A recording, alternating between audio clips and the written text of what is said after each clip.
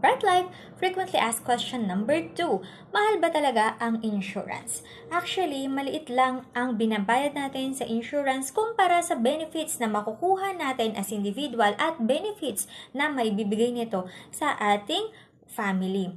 Kung i-assess natin at tingin natin ay hindi pa talaga kakayanin ng cash flow natin ang kumuha ng malalaking insurance, pwede tayong magsimula sa maliit lang. Meron tayong mga term insurance na affordable. Ang mahalaga, meron tayo kahit maliit kumpara sa wala talagang protection. So, I will assist you. I-check natin kung ano ba ang fit sa iyong budget, affordability, at needs mo base sa iyong goals. Kung magbabago naman ang ating cash flow, pwede na tayong magdagdag unti-unti ng iba pang plans. Thank you so much!